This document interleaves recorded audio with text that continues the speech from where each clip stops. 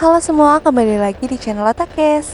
Di video kali ini kita akan membahas mengenai era pandemi, industri anime naik daun, jadi mengapa animator hidup dalam kemiskinan?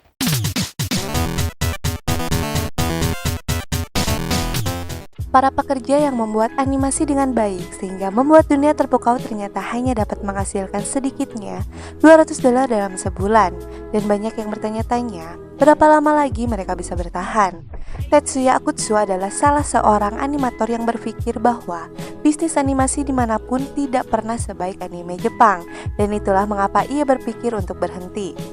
Ketika Mr. Akutsu menjadi animator beberapa tahun lalu, pada 2019, pasar anime global termasuk acara TV, film, dan merchandise lebih dari setengahnya. Ketika diperkirakan mencapai $24 miliar, ledakan pandemi dalam streaming video semakin mempercepat permintaan di dalam dan luar negeri, karena orang-orang menonton tontonan yang ramah untuk anak, seperti Pokemon, dan ekstravaganza cyberpunk seperti Ghost in the Shell. Tapi dari keuntungan yang besar itu, hanya sedikit yang didapat oleh Mr. Akutsu. Meskipun bekerja hampir setiap jam, ia hanya membawa pulang sebesar $1.400 hingga $3.800 per bulan sebagai animator papan atas, dan sesekali menjadi sutradara di beberapa waralaba anime paling populer di Jepang. Dan dia merupakan salah satu yang beruntung karena ribuan ilustrator kelas bawah melakukan pekerjaan yang melelahkan dan hanya dapat mengantongi kurang lebih $200 dalam sebulan. Alih-alih memberi penghargaan kepada mereka, pertumbuhan eksplosif industri hanya memperlebar kesenjangan antara keuntungan yang mereka bantu hasilkan dan upah mereka yang kecil, membuat banyak orang bertanya-tanya, apakah mereka mampu untuk terus mengikuti keinginan hati mereka? Saya ingin bekerja di industri anime selama sisa hidup saya, kata Mr. Akutsu selama wawancara telepon. Tetapi ketika dia bersiap untuk membangun sebuah keluarga, dia merasakan tekanan dalam hal finansial. Dia berkata, "Saya tahu tidak mungkin menikah dan membesarkan anak." Upah rendah dan kondisi kerja yang buruk dan kerap kali dirawat inap karena terlalu banyak bekerja dapat menjadi lencana kehormatan di Jepang, yang mana telah mengacaukan hukum yang biasa berlaku di dunia bisnis. Biasanya, lonjakan permintaan akan setidaknya secara teori memacu persaingan untuk mendapatkan bakat, menaikkan gaji untuk pekerja yang ada, dan menarik yang baru. Itu terjadi sampai batas tertentu di tingkat tertinggi bisnis.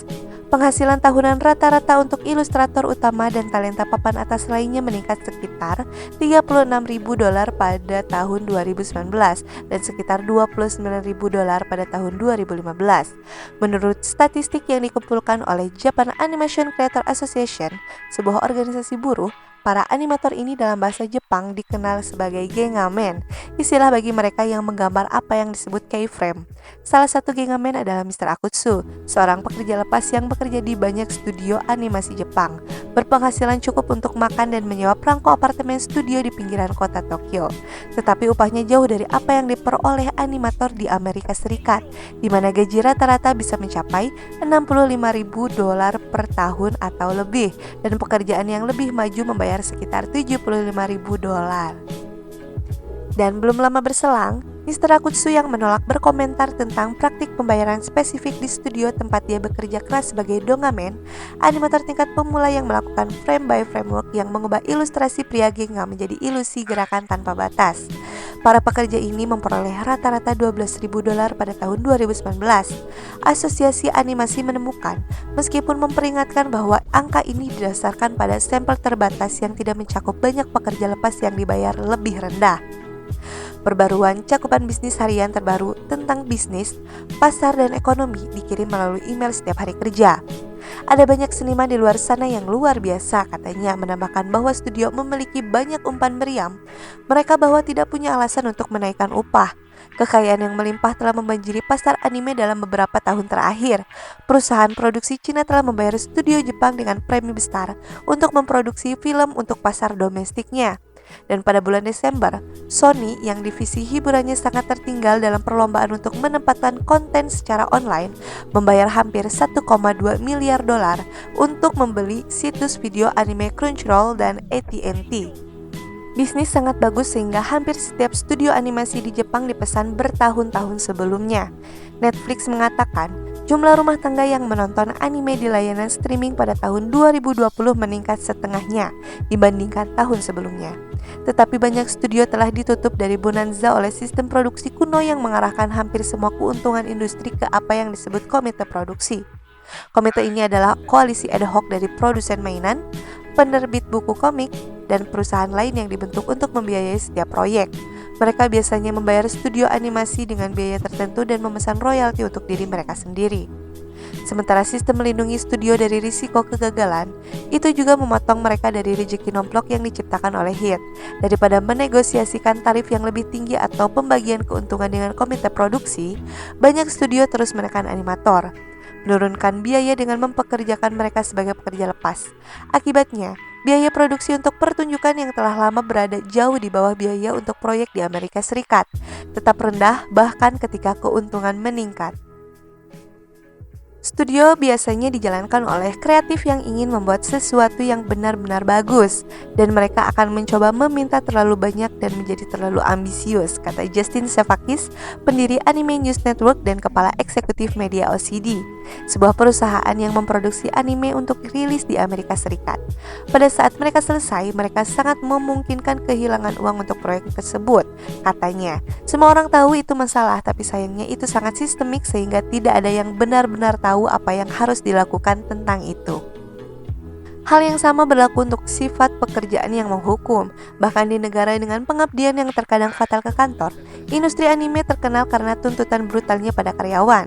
Dan animator berbicara dengan rasa bangga yang jahat tentang tindakan pengabdian seperti tidur di studio mereka selama berminggu-minggu hingga selesainya sebuah proyek. Dalam episode pertama, Shirobako, sebuah anime tentang upaya anak muda untuk masuk ke industri ini, seorang ilustrator pingsan karena demam saat tenggat waktu semakin dekat. Akhir cliffhanger tidak bergantung pada kesehatannya, tetapi pada apakah pertunjukan yang dia gambar akan selesai tepat waktu. Jun Sugawara, seorang animator dan aktivis komputer yang menjalankan organisasi nirlaba yang menyediakan perumahan terjangkau bagi ilustrator muda, mulai berkampanye atas nama mereka pada tahun 2011 setelah mengetahui tentang kondisi sulit yang dialami oleh para pekerja yang membuat anime favoritnya. Jam kerja animator yang panjang tampaknya melanggar peraturan perburuhan Jepang, katanya.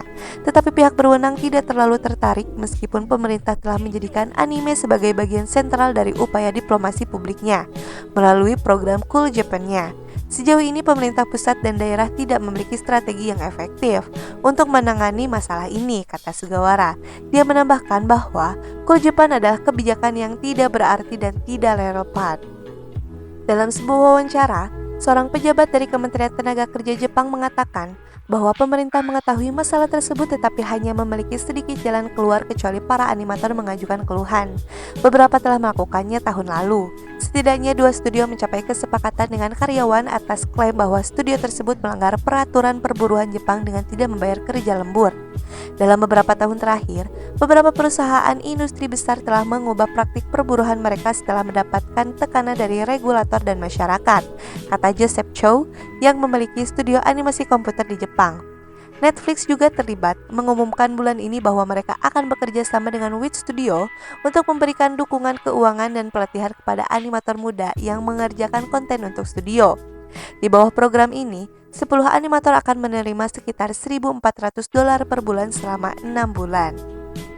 Tetapi banyak dari studio yang lebih kecil hampir tidak ada dan tidak memiliki banyak ruang untuk meningkatkan upah, kata Chow.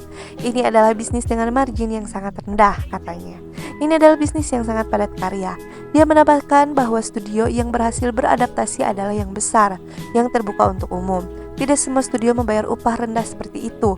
Kyoto Animation, studio yang diserang oleh seorang pembakar pada tahun 2019, dikenal karena menghindari pekerja lepas demi karyawan yang digaji misalnya. Tetapi studio-studio itu tetap menjadi outlier jika sesuatu tidak segera dilakukan. Mr. Sugawara percaya industri ini suatu hari nanti bisa runtuh karena talenta muda yang menjanjikan keluar untuk mengerjakan pekerjaan yang dapat memberikan kehidupan yang lebih baik. Itulah yang terjadi pada Ryosuke Hirakimoto yang memutuskan untuk keluar dari industri ini setelah anak pertamanya lahir. Bekerja di anime telah menjadi impian seumur hidupnya, katanya. Tetapi bahkan setelah bertahun-tahun dalam bisnis ini, dia tidak pernah menghasilkan lebih dari $38 dalam sehari. Saya mulai bertanya-tanya, apakah gaya hidup ini sudah cukup? Katanya selama panggilan video. Sekarang dia bekerja di panti jompo, bagian dari industri di mana tingginya permintaan akan pekerja di masyarakat yang menua dengan cepat dibalas dengan gaji yang lebih baik. Banyak orang hanya merasa bahwa ada nilai untuk bisa mengerjakan anime yang mereka sukai, kata Mr. Hirakimoto. Tidak peduli seberapa kecil mereka dibayar, mereka bersedia melakukan pekerjaan itu. Dengan berhentinya ia menjadi animator, dia berkata, "Saya tidak menyesali keputusan itu sama sekali." Wah, ternyata di balik suksesnya industri anime di Jepang yang tengah naik daun ini, terdapat masalah yang sangat pelik dan menyedihkan ya. Memang di setiap negara itu, entah itu negara yang maju, apalagi yang masih dalam tahap berkembang, selalu ada permasalahan dalam hal perburuhan. Tetapi tetap saja, kita harus tetap menghargai apa pekerjaan kita dan mencintai apa yang kita kerjakan. Dan setiap lelah dalam bekerja haruslah diimbangi dengan upah yang sesuai. Jadi jangan ada yang minta desain gratisan lagi ya. Kalau menurut kalian gimana nih guys tentang masalah ini? Tulis di kolom komentar ya. Sampai ketemu lagi di video berikutnya. Jangan lupa nih. Bye bye.